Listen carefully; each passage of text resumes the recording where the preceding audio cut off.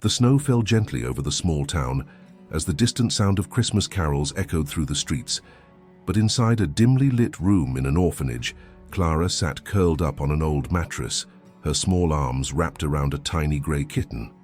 The kitten purred softly, its warmth the only comfort Clara had left in a world that felt increasingly cold. Clara's life had changed abruptly 3 months ago. She'd lost her mother in a robbery gone wrong, a tragedy she never fully understood. One moment, they were walking back from the store, chatting about dinner plans, and the next, her mother was gone. Clara was left alone in their tiny apartment until a knock at the door brought the police. "You'll be safe here," they'd said when they brought her to the orphanage. But the orphanage was far from safe, and the only thing Clara brought with her was the kitten her mother had rescued just weeks before. The other children laughed at Clara's quietness, mocking her when she spoke to her kitten. "Talking to your little rat again," a boy taunted once. But Clara ignored him. She didn't trust anyone there. She avoided playing with the others and spent most of her time in a corner of the yard or huddled on her bed with her kitten.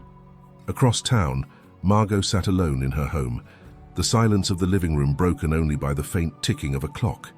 It was her first Christmas season without her husband, Greg, who had passed away that summer.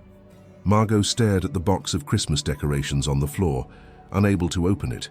She used to love this time of year, decorating the house, baking cookies, and singing along to old records with Greg now. Every ornament, every string of lights felt like a reminder of what she had lost. Margot tried to fill her days by keeping busy, but the evenings were unbearable. She often found herself at the cemetery, sitting by Greg's grave, talking to him as if he could hear her. On this particular evening, she gathered her scarf and gloves and decided to visit him again, needing some sense of connection to ease the ache in her heart. At the orphanage, Clara's night had taken a terrifying turn. One of the older boys had snatched her kitten while she was reading in a corner. "I'm going to throw it outside. Let's see if it survives the snow," he shouted, running down the hall with the frightened animal in his arms. "Stop it!" Clara screamed, chasing after him. She was small, but her desperation gave her strength.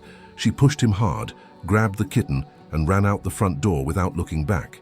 The icy wind hit her face, but she didn't care. She clutched the trembling kitten to her chest, her tears freezing on her cheeks. She didn't know where she was going, but her feet carried her instinctively to the cemetery. It was the only place that felt familiar. She knelt by her mother's grave, holding the kitten close as she sobbed. "I miss you so much, Mom," she whispered. "I don't want to go back. Please take me with you." As the snow began to fall more heavily, Margot arrived at the cemetery. From a distance, she saw a small figure hunched by a gravestone, the faint outline of a kitten in her arms. Margot's heart tightened. What was a child doing here? All alone in the cold. She hesitated for a moment, but then walked closer. Margot approached cautiously, her boots crunching against the snow. She could see the girl trembling, her shoulders shaking with sobs. The kitten was nestled tightly in her arms, its tiny head peeking out as if sensing Margot's presence. "Sweetheart, are you okay?" Margot asked gently, stopping a few steps away so as not to scare her. Clara flinched and looked up, her red, tear-streaked face framed by her messy brown hair. She didn't respond, holding the kitten closer as if protecting it from an unseen threat. "I don't mean to scare you," Margot said softly. "It's just so cold out here." "Shouldn't you be somewhere warm?" Clara hesitated. Unsure whether to trust the stranger, she looked down at the snow-covered grave and whispered, "This is my mum's place. I don't have anywhere else to go." Margot's heart broke at those words. She knelt down to the girl's level, her knees pressing into the icy ground. "I'm so sorry, darling. I know how much it hurts to lose someone you love." Clara's eyes darted toward Margot, searching for sincerity. Do you have someone here too?" she asked cautiously. Margot nodded. "My husband. I come here to talk to him sometimes. It makes me feel closer to him." For a moment, there was silence between them, broken only by the faint purring of the kitten. Margot extended a hand slowly, offering a gentle smile. "What's your name?" "Clara," the girl said after a pause. "Well, Clara, I'm Margot, and that's a beautiful kitten you have there. What's its name?" "Luna," Clara said quietly, stroking the kitten's soft fur. "She's lucky to have someone who loves her so much," Margot said, her voice kind and steady. "But it's freezing out here. Why don't I walk you back to where you came from? You can tell me about your mom on the way." Clara looked down at Luna, then back at Margot. There was something warm in the woman's eyes, a kindness Clara hadn't felt since her mother's passing. Slowly she nodded. Margot stood and offered her hand. Clara hesitated before taking it, her small fingers cold and trembling. Together, they walked through the cemetery, the snow crunching beneath their feet. Margot listened as Clara spoke in a halting voice about her mother, how she loved to sing Christmas songs while baking cookies, how she rescued Luna from the street, and how much Clara missed her. When they reached the gates of the cemetery, Margot paused. "Clara, where do you stay? Is there someone taking care of you?" Clara's expression darkened, and she pointed in the direction of the orphanage. "There, but it's not a good place. The kids are mean and they don't care about Luna," her voice cracked. "I hate it there." Margot's chest tightened. She wanted to offer solace, but the realities of the system were complicated. "I'll walk you back, okay? I promise I'll visit you. Would you like that?" Clara stared at her, unsure if Margot's promise could be trusted. Adults had made promises before and none had been kept. Still, there was something about Margot's gentle voice that felt different. She nodded, though doubt lingered in her eyes. When they reached the orphanage gates, Margot crouched to look Clara in the eye. "I know it's hard, but you're brave. I'll come back soon, I promise, and I'll bring something special for Luna too." Clara managed a small, hesitant smile. "Okay." As Margot walked away, she couldn't shake the image of the little girl sitting by the grave, clutching her kitten as if it were her lifeline. Something about Clara stirred something deep within her, a desire to protect, to nurture, to make things right. She glanced back and saw Clara watching her from the doorway, Luna still cradled in her arms. Margot waved, and for the first time in a long time, she felt a flicker of warmth in her chest. Margot couldn't sleep that night. She sat in her armchair by the window. Staring out at the snow-covered streets illuminated by the soft glow of Christmas lights, her thoughts kept drifting back to Clara. The way her small hands clutched the kitten as if her life depended on it. The haunted look in her eyes when she spoke of her mother the next morning. Margot decided she couldn't ignore the pull in her heart. She gathered a small bag of items, some books she thought Clara might enjoy, a scarf she had knitted but never worn, and a little bag of treats for Luna. At the orphanage, the reception was less than welcoming. A tired-looking woman behind the desk barely glanced at Margot as she explained that she wanted to visit Clara. "Visits aren't usually allowed unless you're family," the woman said flatly, flipping through some papers. "I'm just a friend," Margot replied, forcing a calm tone. "I wanted to drop off a few things for her." With a reluctant shrug, the woman called Clara down when Clara appeared in the doorway. Her face was a mixture of surprise and guarded hope. "You came back?" she said softly, clutching Luna in her arms.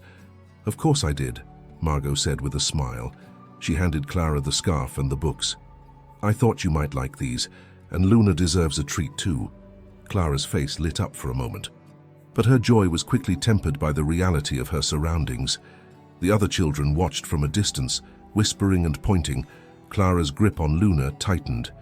"They'll try to take these from me," she said quietly, her voice trembling. Margot's heart ached. "Then I'll come back every week to bring you more. No matter what," she promised. Over the next few weeks, Margot kept her word. Each visit deepened their bond. Clara began to share more about her life, her fears, and the memories of her mother. Margot, in turn, opened up about her husband, sharing stories of their life together. But the visits didn't go unnoticed. One afternoon, as Margot was leaving, the same boy who had tormented Clara snatched one of the books Margot had brought. Clara ran after him, yelling, "Give it back!" Margot intervened, her voice firm. "Enough! Leave her alone!" The boy scowled but backed off. It was a small victory, but it only solidified Margot's determination to protect Clara. That evening, Margot sat in her kitchen, a cup of tea growing cold in her hands. She realized that her visits weren't enough. Clara needed more than weekly gestures of kindness. She needed a real home, a family, but could Margot really take on such a responsibility? The thought terrified her. But the image of Clara, small and vulnerable, haunted her. The following morning, Margot stood in her living room, staring at the Christmas tree she had finally decorated. For the first time in years, she had felt a spark of joy while placing the ornaments, imagining how Clara's face might light up seeing it. but the spark was quickly overshadowed by doubt. Margot hadn't raised children before. Greg and she had always talked about it, but life had taken a different path. Now, in her 60s and alone, she questioned if she was capable of becoming a mother figure to Clara. Meanwhile, Clara's day at the orphanage was getting worse. The boy who had taken her book began taunting her again. "For your grandma won't come back," he sneered. "She doesn't care about you." "She does," Clara shot back, clutching Luna close. The boy laughed and pointed to the kitten. "Maybe I'll throw that thing into the snow next time." Clara ran to her room, tears stinging her eyes.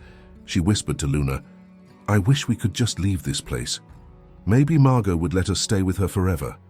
At that very moment, Margot was sitting at her kitchen table looking at an old photo of Greg. "What do I do, Greg?" she whispered aloud. "What if I fail her?" As if answering her question, a memory surfaced. Greg used to say, "We don't always get to choose when we're needed." "Margot, sometimes life chooses for us." That afternoon, Margot made a phone call to the orphanage. She wanted to inquire about the process for fostering Clara. "It's not simple," the director said. "It can take weeks, sometimes months, depending on background checks and legal paperwork." Margot frowned but didn't back down. "I don't care how long it takes, just tell me where to start." The next few days were a whirlwind. Margot began gathering the necessary documents and meeting with social workers. She visited Clara whenever allowed, but each goodbye grew harder. Clara didn't ask what was happening, but could feel something shifting. Snow blanketed the streets as Christmas drew closer. Margot's house began to take on a warm glow as she prepared for Clara's first visit during the holidays. Yet, each step in the process of fostering Clara seemed to come with another challenge. During a meeting with the social worker, Margot was asked a series of probing questions. Her financial stability, her physical health, her emotional readiness to care for a child. Though she answered honestly and with resolve, she couldn't help but feel as though her life was under a microscope. "What if they say no?" she whispered to herself one night, staring at the fireplace as Luna purred on her lap. At the orphanage, Clara's hope was flickering. Though Margot's visits continued, the other children's taunts grew harsher. "She's not coming back next time," the boy jeered. Clara didn't respond, but her grip on Luna tightened. During one of Margot's visits, Clara couldn't hide her fears any longer. "Why don't you just take me home with you?" she blurted out, her eyes brimming with tears. Margot knelt to Clara's level and placed her hands gently on her shoulders. "Oh, sweetheart, I want to, more than anything. But there are rules I have to follow. You deserve a real family, and I'm doing everything I can to make that happen," Clara sniffled. But Margot's steady voice calmed her. She nodded, though the uncertainty still lingered. Finally, Margot received some good news. The orphanage agreed to allow her to host Clara for Christmas Day, a temporary step toward fostering her permanently. Margot's heart soared, but the weight of what still needed to be done pressed heavily on her shoulders. On Christmas Eve, Margot arrived at the orphanage to pick up Clara. The girl's eyes widened in disbelief when she saw Margot standing at the entrance, a red scarf in hand. "This is for you," Margot said with a warm smile. Clara hugged Luna tightly and stepped forward. "You really came," she whispered. "Of course I did," Margot replied, her voice soft yet firm. "I told you I would." As they walked through the snowy streets toward Margot's home, Clara began to open up, sharing stories of her mother's love for Christmas and how she would hang ornaments together. Margot listened intently, her heart swelling with both sorrow and hope. When they arrived, Clara gasped. The house was decorated with twinkling lights and a tree adorned with ornaments. A fire crackled in the hearth, and Luna darted off to explore her new surroundings.